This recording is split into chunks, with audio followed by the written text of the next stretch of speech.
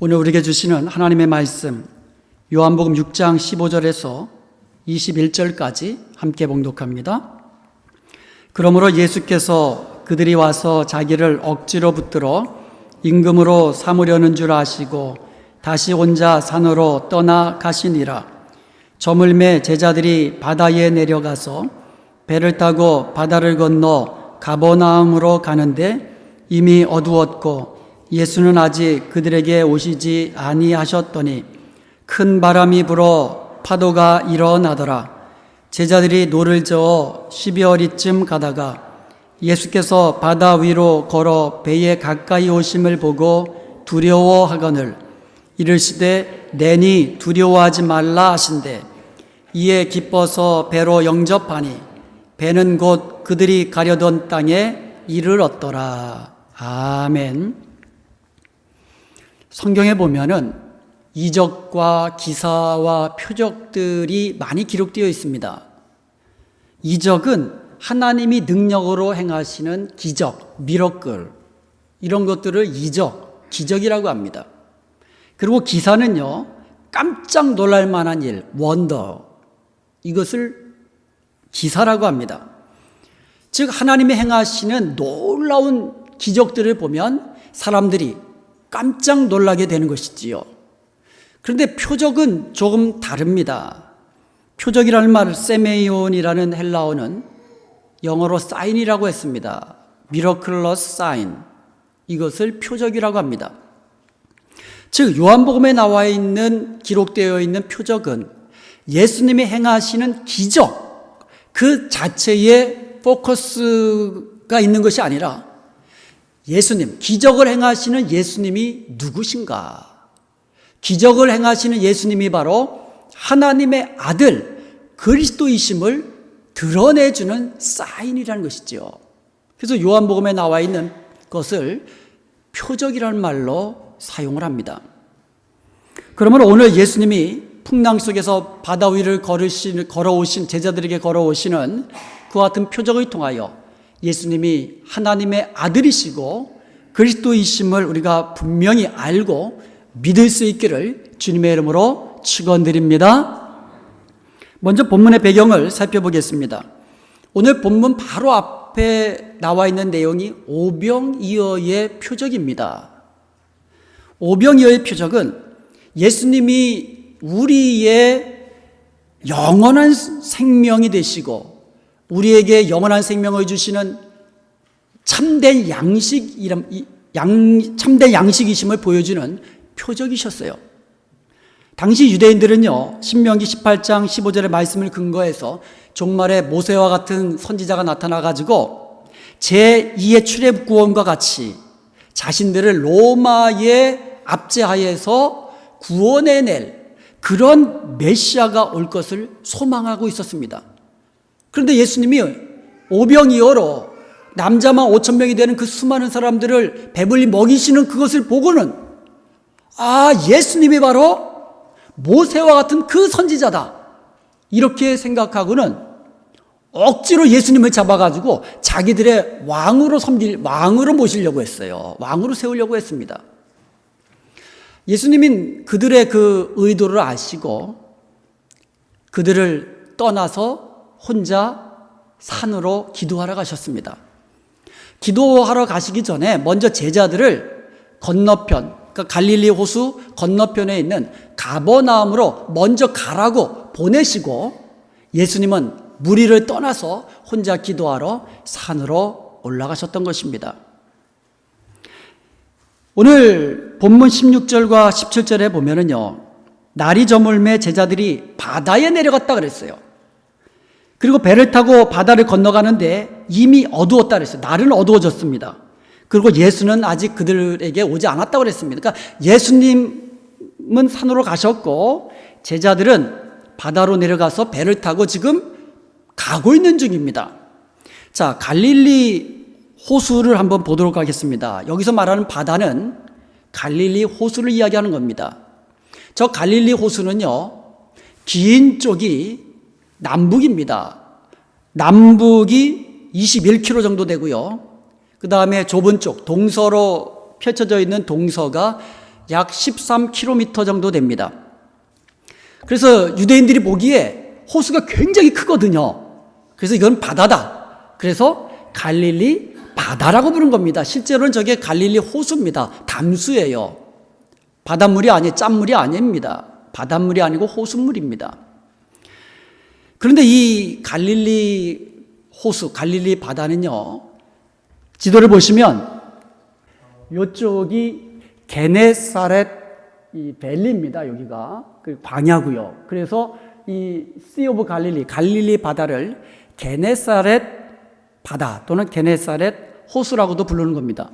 그리고 요 밑에 보면 이게 이 티베리아스라고 되어 있습니다. 이게 로마식으로 건설되었던 도시입니다. 그래서 다른 데에서는 디베랴 바다 이렇게도 부르는 거예요. 같은 말입니다. 게네사렛, 디베랴, 갈릴리 전부 다 호수고요. 바다라고 그렇게 불렸습니다. 그런데 이 호수는요, 이 서쪽으로 지중해가 있는데 지중해 해수면보다도 약 209m 아래에 있어요. 그리고 북쪽에는요, 굉장히 높은 만년설이라고 일컫는 헐몬산이 있습니다. 그러다 보니까 이 갈릴리 호수가 꼭 깊은 웅덩이처럼 이렇게 들어가 있는 겁니다. 그래서 간간이 북쪽에서 높은 산에서 내려오는 찬 공기하고 지중해 쪽에서 불어오는 그런 어떤 따뜻한 기류로 인한 그 바람이 갈릴리 호수에서 엉키는 거예요. 그러면서 이것이 돌풍으로 바뀌는 겁니다. 한번 여러분, 깊은 웅덩이에 한쪽으로 강한 바람이 확 분다고 생각해 보세요. 그럼 이 바람이 어떻게 되겠어요? 빙빙 돌지 않겠어요? 돌풍, 회오리와 같은 돌풍을 일으키는 겁니다.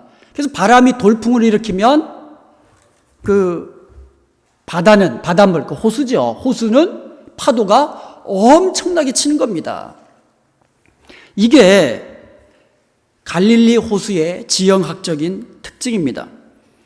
그리고 오전보다는 오후나 밤에 더 강한 돌풍이 붑니다. 그래서 오전에는 잔잔하다가도 오후가 되고 밤이 되면 갑자기 바람이 세지면서 풍랑이 있는 것이 이제 종종 성경에도 그것이 기록되어 있습니다. 18절에 보면 제자들이 밤에 배를 타고 벳세다 광야, 지도를 보시면은요, 여기가 벳세다입니다. 이쪽이 가버나움입니다. 동서가 13km라고 했으니까 벳세다에서 가버나움까지는 한 반 정도, 그러니까 좀 안 되는 것 같아요. 한 6km 정도라고 치면 이 제자들이 밤중에 배를 몰고 그 바람 속에서 약 10여리 갔다 그랬어요. 4km 정도 간 겁니다. 그러니까 약 3분의 2 정도 간 거예요. 그러나 여전히 바다 한가운데 있었던 것입니다. 그러니까 바다 한가운데서 이미 어두워졌습니다. 밤 사경이라고 했습니다. 유대인들은 저녁 6시부터 그 다음 날 새벽 6시까지 그 밤을 4등분을 합니다. 사경으로 나눴어요. 그래서 제1경이 저녁 6시부터 9시, 2경이 9시부터 12시, 3경이 자정 12시부터 새벽 3시, 그리고 4경이 새벽 3시부터 6시입니다. 그런데 이때가 밤 4경쯤 되었다 그랬으니까 새벽 서너 시쯤 좀 어두운 때입니다. 앞이 잘 보이지 않는 그런 때입니다. 이러한 때에 제자들은 바다 한가운데서 폭풍과 풍랑과 사투를 벌이며 노를 젓고 있었습니다. 그런데 갑자기 저편에서 예수님이 풍랑 이는 바다 위를, 물 위를 걸어서 오신 겁니다. 한번 생각해 보세요. 지금 어둡습니다. 새벽 서너 시경이에요. 그리고 자기네가 있는 데는 바다 한가운데입니다. 근데 누군가가 저쪽에서 걸어오니까 귀신이다 생각하고는 놀라 기절할 뻔한 거예요. 오늘 본문에 나와 있지 않지만 마태복음 14장 26절에 보면 놀라가지고 유령이다 하면서 무서워 소리쳤다 그랬어요. 이게 당연한 거 아닙니까? 한번 바다 위인데 깜깜해서 보이지 않았는데 누군가가 지금 걸어오는 거예요. 이거 기절해 죽을 노릇입니다. 제자들도 두려워했습니다. 소리 질렀습니다. 그때 주님께서 하신 말씀이 20절 말씀이에요. 한번 따라해서 보십시다. 내니 두려워하지 말라. 내니 두려워하지 말라. 여기서 내니라는 말은 헬라어로 에고 에임이라고 합니다. 이것은 예수님이 자신을 계시하고 계시는 거예요. 성경에 그냥 내니라고 되어 있는 것 같지만 이 내니라는 에고 에임이라는 말 속에는 예수님이 누구신지 스스로 계시해주고 있다는 말씀이에요. 출애굽기 3장 14절에 보면 하나님께서 모세에게 자신을 계시해 주셨는데 나는 스스로 있는 자니라 야훼 즉 여호와라고 자신의 이름을 계시해 주신 겁니다. 하나님은 누구십니까? 스스로 계시는 하나님 여호와 야훼 하나님이 우리가 믿는 하나님이십니다. 그런데 이 여호와 야훼라는 말은 나는 스스로 있다라는 말은 I am who I am이라는 뜻이에요. 원래는 I am이에요. I am. 그런데 이게 문법에 안 맞으니까 영어로 I am who I am이라고 번역해 놓은 거예요. 에고 에임이 이 말이 바로 여호와라는 말입니다. I am. 영어로 번역하면 I am who I am. 예수님이 지금 자신을 여호와라고 계시하고 계시는 거예요. 스스로 존재하시는 영존하시는 여호와 하나님이라고 계시하고 계시는 것입니다. 바다를 창조하시고 바다를 걸으실 수 있는 전능하신 여호와라고 예수님은 스스로를 계시하고 계시고 있는 겁니다. 예수님이 물 위를 걸으시는 것, 이것은 표적입니다. 예수님 스스로가 여호와 하나님, 하나님의 아들, 즉 성자 하나님, 곧 여호와이심을 드러내주시는 표적, 사인이셨다라는 거예요. 바다를 창조하신 하나님, 바다 위를 걸으신 하나님, 말씀으로도 바람을 잔잔케 하시고 파도를 잔잔케 하시는 전능하신 여호와가 바로 예수님, 나다, I am 이라고 지금 선포하고 계시는 것입니다. 내니 두려워하지 말라. 내가 여호와니 너희는 두려워하지 말라고 말씀하시는 거예요. 나 여호와가 너희와 함께 하고 있으니 너희는 두려워하지 말라고 말씀하고 계시는 겁니다.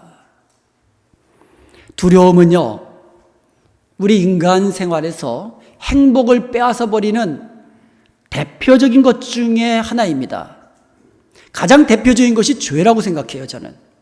죄는요, 행복한 삶을 깨트리는, 방해하는 가장 대표적인 거예요. 그 다음이 두려움이라고 또 생각합니다. 여러분 혹시 쥐 잡아보신 적 있어요? 쥐? 쥐 덧 말고 몽둥이 들고 쥐 잡으려고 한번 쫓아가 보신 적 있어요? 쥐가 굉장히 빨라요. 쥐가요, 뒷다리가 길어가지고 빠르게 달릴 수가 있어요. 뒤따를 수 없을 정도로 정말 빠릅니다. 그런데 고양이 앞에 쥐 보신 적 있으세요, 혹시? 제가 한번 봤어요. 쥐가 고양이 앞에 있는 걸 봤는데요. 쥐가 고양이 한번 딱 보잖아요. 그러면요, 그 빠르게 도망칠 수 있는 쥐가요, 뛰지를 못해요. 바들바들 떨면서요, 그냥 주저앉아서 기어가요. 왜 그렇습니까? 두려움 때문에 그래요. 나는 이제 죽었다. 이 두려움 때문에 결국 주저앉게 되고 뛰어가지 못하고 고양이 앞에 잡혀먹게 되는 겁니다. 두려움에 사로잡힐 때에 우리 인간들도 큰 영향을 받아요. 두려움이 닥치면은요, 제대로 서 있지를 못하고 후들후들거리는 겁니다. 주저앉게 되는 겁니다. 쥐만 그런 게 아니에요. 사람도 그래요. 서커스단에서 줄을 타는 사람이 줄을 잘 타가도 밑을 내려보아서 두려운 마음이 생기면은요, 곧바로 떨어지게 된다고 합니다. 줄에서. 두려운 마음 때문에 그래요. 두려워하는 군인들은요, 전장에 나가서 용감하게 싸울 수가 없어요. 그 전쟁은 백전백패가 됩니다. 욥기서 3장 25절에 이런 말씀이 있습니다. 나의 두려워하는 그것이 내게 임하고 나의 무서워하는 그것이 내 몸에 미쳤구나. 우리가 무엇을 두려워하게 되면 실제로 내가 두려워하는 그것이 내게 임한다는 거예요. 내가 무엇을 무서워하고 있으면 그 무서워하는 그것이 실제로 나에게 임한다는 겁니다. 사업을 하는데 사업에 실패하면 어떻게 하나, 사업에 실패하면 어떻게 하나, 자꾸 실패하면 어떻게 하나 두려워하게 되면 그 두려워하는 마음 때문에라도 진짜로 그 두려움대로 실패하기 쉽다라는 겁니다. 두려우니까 판단을 제대로 못해요. 생각을 제대로 못해요. 일도 바로 하지 못합니다. 그래서 성공하기가 어려운 거예요. 우리 인생은요, 소원의 항구를 바라보면서 항해하고 있는 그와 같은 배와 같습니다. 그래서 우리 사람들은요, 어떤 때는요, 개인 생활이나 가정 생활이나 사업이나 아니면 신앙 생활에 있어서 순풍에 돛을 달고 항해하는 배처럼 성공적인 가도를 달릴 때도 있어요. 그런데요, 때로는 예기치 않는 갈릴리 바다에 예기치 않는 돌풍이 일어나는 것처럼 우리 인생 삶에서도요, 예기치 않는 고난의 문제를 당할 때도 있다라는 겁니다. 거센 삶의 풍랑을 만날 때도 있습니다. 때로는 내 잘못 때문에, 내 죄 때문에 만나는 풍랑도 있습니다.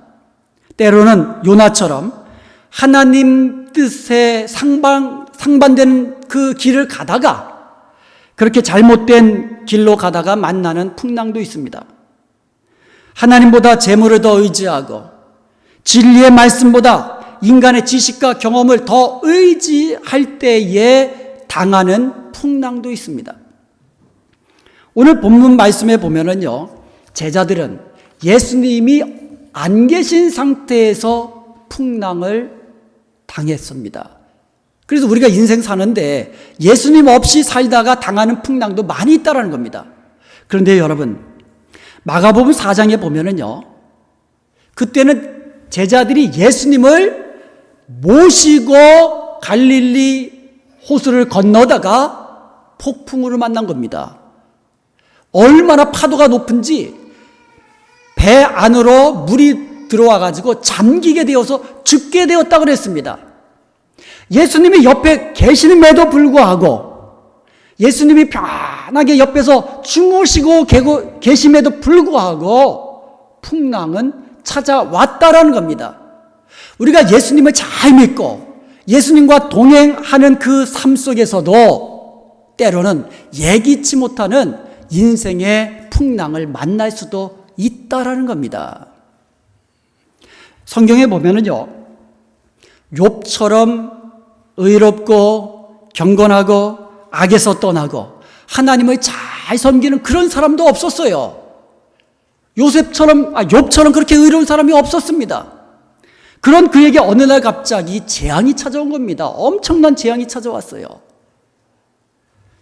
자식 10명이, 사랑하는 자식들 10명이 하루아침에 죽음을 당합니다.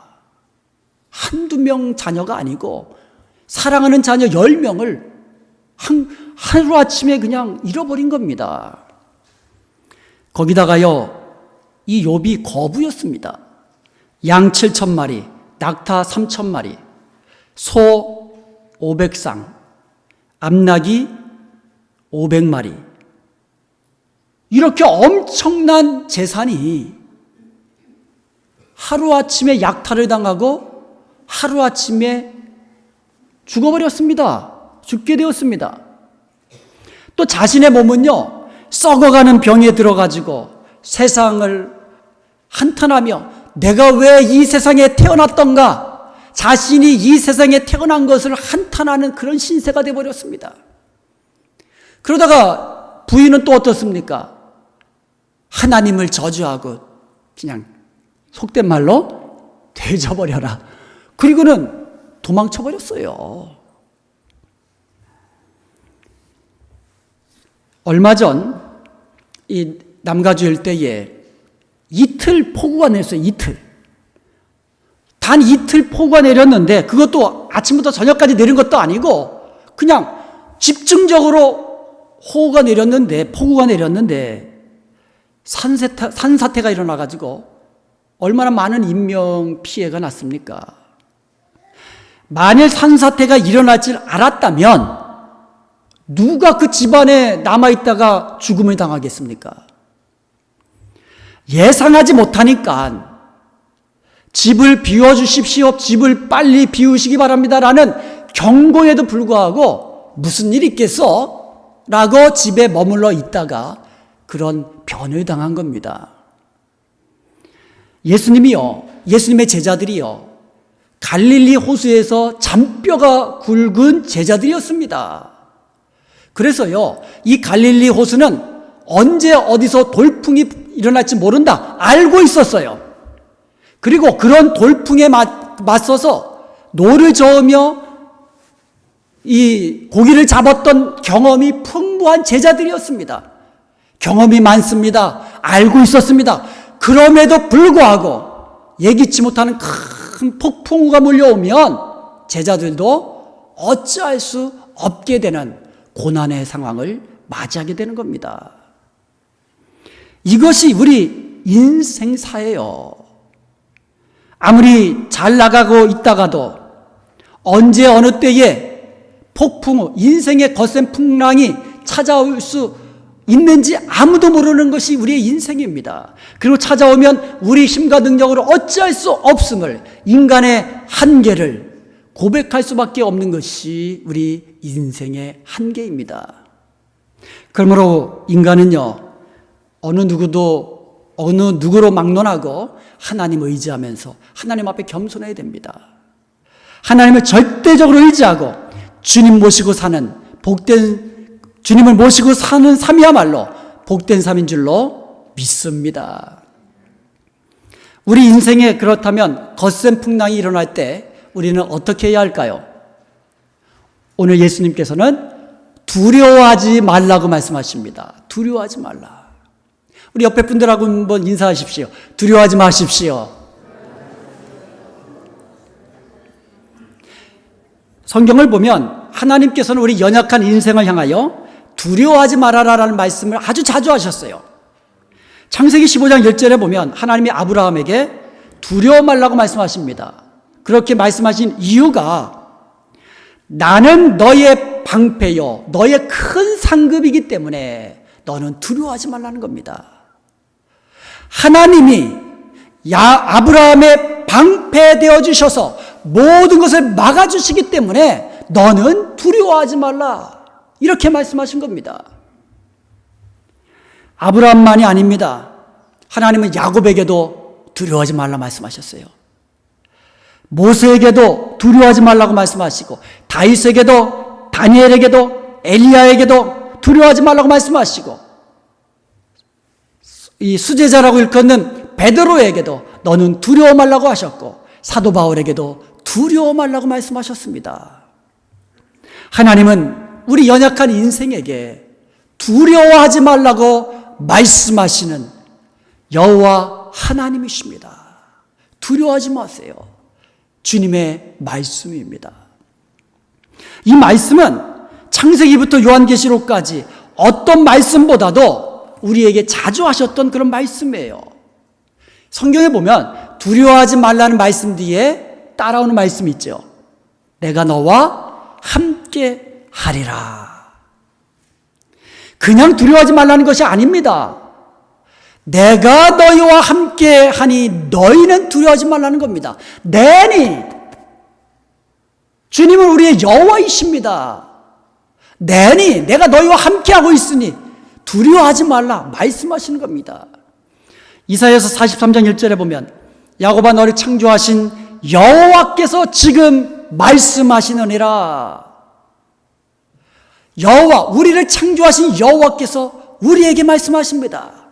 너는 두려워하지 말아라. 내가 너를 구속하였고 내가 너를 지명하여 불렀나니 너는 내 것이라. 내가 너를 구원하였고 너는 내 것이기 때문에, 내가 너와 함께하기 때문에 너는 두려워하지 말아라 말씀하고 있습니다. 이사야 43장 2절에 보면 여호와가 너희와 함께하기 때문에 너가 강을 건널 때에도 물이 너를 침몰지 못하고 너가 불 가운데 지날 때에도 불이 너를 태우지 못할 거다. 불꽃이 너를 사르지 못할 거다. 그러면서 4절에서 이렇게 말씀하십니다. 우리와 함께 하시는 여호와는 우리를 보배롭고 존귀 여기시며 우리를 사랑하는 여호와라고 말씀하십니다. 그리고 5절에서 다시 말씀하십니다. 두려워하지 말아라. 내가 너와 함께 하리라. 이사야 41장 10절에 이렇게 이야기하고 계십니다. 두려워하지 말아라. 내가 너와 함께하매라. 놀라지 말아라. 내가 너희의 하나님이 됨이라. 내가 너를 굳세게 하리라. 내가 너를 도와주리라. 참으로 나의 의로운 손으로 너를 붙들리라. 할렐루야. 우리를 창조하시고 우리와 함께 하시며 우리를 존귀하고 존귀한 자녀로 삼으시고 우리를 사랑하시는 여호와께서, 우리 주님께서 말씀하십니다. 두려워하지 말아라. 내가 너와 함께한다. 내가 너를 도와준다. 내가 너를 붙들어준다. 그러므로 사랑하는 여러분, 이 말씀 믿음으로 붙잡고 두려움이 없는 인생을 사시기를 축원드립니다. 바다 위를 걸으시는 오늘 본문의 내용이 마태복음 14장과 마가복음 6장에도 기록되어 있습니다. 그런데 거기에 보면은요, 내니 두려워 말라라는 말 앞에 안심하라라는 말이 들어있어요. 마가복음 14장 27절과 마가복음 6장 50절에 보면 안심하라. 내니 두려워하지 말아라. 안심하라. 예수님이 12회 혈루병을 앓고 있는 여인에게 따라 안심하라 말씀하셨어요. 이 여인은 12회 동안, 12회면 12년 동안 혈루병을 앓고 있었어요. 하혈하는 여인인데, 그 당시 유대 사회는요, 이 하혈하는, 그러니까 여인하고 접촉하지 말라고 그랬거든요. 접촉하면 나도 부정해진다 그랬기 때문에 사람들과 함께 어울려 살지를 못했어요. 거기다가 이 여인은요, 병을 한번 고쳐보려고 모든 수단과 방법을 다 찾아봤습니다. 용하다는 의사들 다 찾아갔습니다. 그러다 보니까 재산을 다 날린 거예요. 몸은 아프지요. 돈은 없지요. 그리고 주위에 친구도 없습니다. 이웃도 없습니다. 고독 속에 홀로 힘들어하던 이 여인이 어느 날 예수님의 소문을 들은 겁니다. 그리고는 예수님께 가서 옷자락이라도 만지면 내 병이 낫겠다는 그 믿음을 가지고 예수님 앞에 나온 겁니다. 예수님이 그 여인을 보시고 따라 안심하라. 내 믿음이 너를 구원하였다 말씀하신 줄로 믿습니다. 안심하라 말씀하시니 그 여인이 병에서 나음을 입고 나아가 구원함을 얻게 된 줄로 믿습니다. 예수님은 또한 중풍병자에게 소자야 안심하라 말씀하셨습니다. 사람들이 침상에 누인 중풍병자를 예수님께 데리고 왔을 때에 예수님이 그 중풍병자를 향하여 말씀하셨습니다. 안심하라.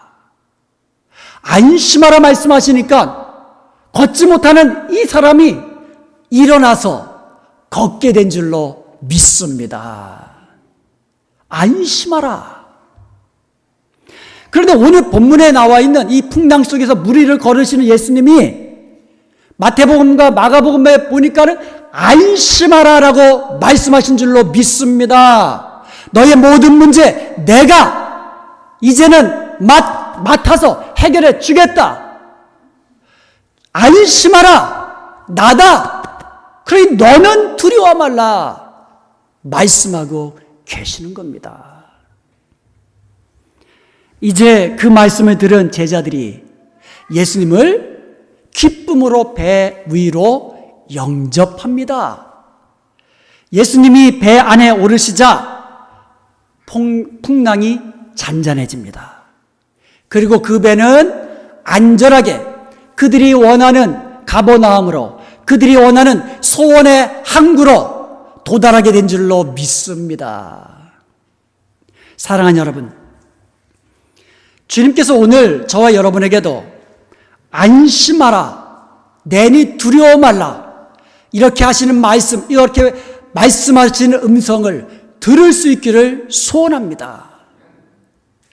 내니 두려워하지 말아라.